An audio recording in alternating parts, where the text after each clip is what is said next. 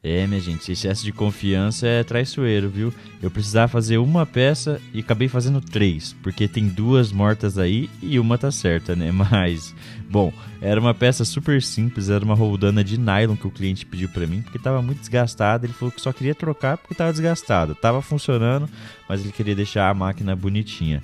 Então ele falou assim: cara, pode deixar, é uma roldana bem simplesinha, eu vou fazer pra você, pode ficar tranquilo.